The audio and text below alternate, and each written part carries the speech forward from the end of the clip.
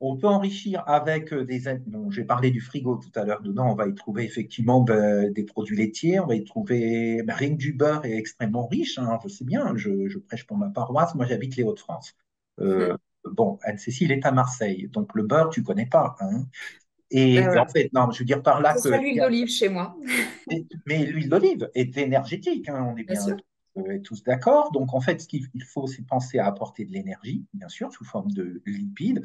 Alors, on n'a pas dit d'arroser toutes nos préparations ou de beurre ou d'huile, on est d'accord, mais dans la mesure du possible, d'essayer d'apporter de l'énergie source, ben, on va trouver cela aussi dans les produits laitiers, on va trouver cela dans l'œuf, qui est la meilleure protéine qui puisse être, puisque en fait j'ai parlé d'énergie, mais il y a aussi l'énergie protéique qui est importante, parce que dans la problématique de tous ces effets secondaires, mais aussi des symptômes de la maladie, hein, sans parler d'effets secondaires, c'est qu'au final, on risque possiblement d'avoir une dénutrition, qui est d'ailleurs en fait évoquée par la fatigue. La fatigue peut Mhm. être un témoin de cette dénutrition. Et on sait même qu'à l'annonce de la maladie, 40% des gens sont susceptibles d'être dénutris. Et au final, selon la situation cancéreuse, c'est 70% des gens qui ont un risque de dénutrition. Hein, il y a guère que les cancers hormonodépendants où la problématique est moins prégnante. Et donc, en fait, ben, trouver l'œuf, trouver divers produits qui amènent de l'énergie vont être importants. Et un autre, tu as dit effectivement, Françoise, qui est ce que nous conseille la diététicienne, de dire, OK, en plus de l'alimentation, mais comme vous manquez malgré tout d'apport énergétique, on va vous suggérer un CNO, un complément nutritionnel par voie orale. À ce moment-là, on peut le cuisiner aussi. Oui, bien sûr. Il existe d'ailleurs des brochures chez Nutricia qui font ça, qui utilisent cela en entrée, en plat, en dessert. Après, tout dépend, hein. Il vaut mieux prendre un CNO neutre. Alors, c'est quoi un CNO? Ça peut Oui. être Mhm. un équivalent, excusez-moi du terme, mais de yaourt à boire, mais qui n'en est pas un, bien évidemment, puisqu'il a été pensé par des nutritionnistes et des médecins. Ça veut dire que dedans, il y a effectivement des protéines, mais il y a aussi des vitamines, parce que sans les vitamines, les protéines entrent difficilement dans les muscles. Il y a de la vitamine D, il y a de la vitamine B6, tout ça est du magnésium, du potassium. En fait, ce sont des adjuvants, si je puis me permettre, nutritionnels, des micronutriments qui vont permettre aux protéines de rentrer dans les muscles, puisqu'en fait, on est faible parce que nos muscles ben, perdent du volume et de l'efficacité et de la tension. Donc oui, on peut utiliser des CNO qui soient donc aromatisés ou pas, hein, il existe toute une kyrielle de choses. Et dans la recette de dessert de la vidéo que vous verrez dans la semaine, effectivement, on a glissé un CNO qui se prête bien à la manip. C'est quoi justement cette recette de Ah, alors, dessert? ouais, c'est en fait un... On a choisi des figues, même si on était en fin de période, parce que cette recette, finalement, on vient de la faire en hiver.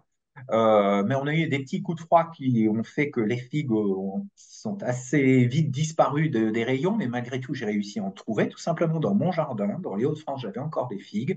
Et on a fait un petit appareil finalement de crème prise, justement, avec l'équivalent d'une crème pâtissière, si vous voulez, et puis, mais fait à base d'un CNO dans lequel on rajoute effectivement de l'œuf, un peu de farine, qui peut être de la farine de la maïzena, farine de blé ou maïzena, et on vient ben, couler ça dans un petit ramequin, on vient y déposer les petites figues pour faire joli, et puis on peut y rajouter du sucre, hein. Il n'y a rien d'interdit à consommer du sucre, la nutritionniste Anne-Cécile le dira, parce que on pourrait dire oui, mais attention, la tumeur va se nourrir de ce sucre. On se calme, c'est vrai, bien évidemment, c'est vrai. Mais nous avons besoin du sucre pour faire fonctionner notre système immunitaire. Et sans Mhm. cela, Donc, il faut pas j'ose. trop consommer quand même. Ah ben Faut pas non, mais trop en non. consommer. Mais comme tout le monde, Françoise, comme tout le monde, Oui, nous oui. avons les règles Ouais, de comme tout le l'Organisation monde. mondiale de la santé.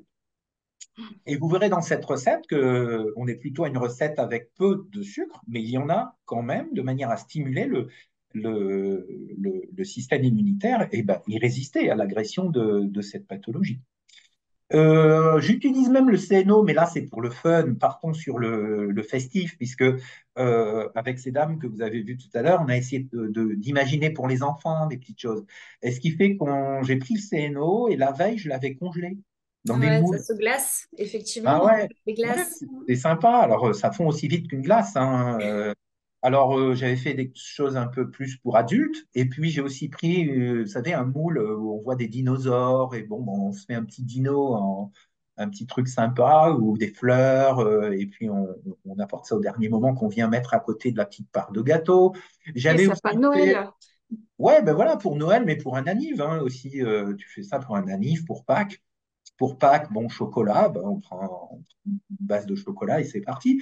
Oui, puis à la fin, vraiment pour le fun, j'avais fait une petite mousse. J'avais pris un séno. Alors, pour le coup, je l'avais détendu avec un peu d'eau parce que sinon, ça mousse pas assez. Ben oui, il faut savoir que dans les sénos, il y a beaucoup de protéines. C'est fait pour ça. Et les protéines, ça fait mousser. Alors, c'est pas tant pour l'apport de protéines parce que si je le dilue avec un peu d'eau, à ce moment-là, bon, il y a moins d'intérêt. Le séno, il est intéressant dans ma préparation à la figue. Ça, bien sûr. Mais après, pour faire joli, vous verrez on peut le faire avec un mixeur plongeant hein, dans un pot ou celles et ceux qui ont fait l'achat d'un petit moussant, un petit appareil de mousseur à lait là, qui coûte 20 euros dans des solderies ou autres. Bon, c'est fait un petit truc de chef. Voilà, donc Il y a des petits blenders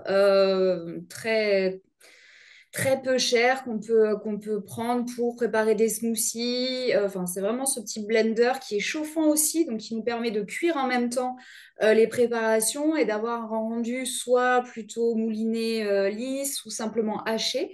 Et on peut faire des smoothies, on peut rajouter donc les protéines de lait qui finalement enrichissent déjà d'elle-même la préparation ou des substituts du beurre d'amande, rajouter la banane aussi qui donne beaucoup de texture, toutes les préparations, ce que tu disais, bien sûr, Philippin, laitières, tu as raison, le végétal a un apport énergétique et protéines extrêmement important. Tous les très fruits intéressant oléagineux, aussi. Mm. bien sûr, tous les fruits oléagineux, donc sont vraiment pas anodins. Et puis donnent du goût pour ceux qui en ont pas assez. Pour d'autres, à l'inverse, bon, attention justement à gérer le sourcing qui vous va bien.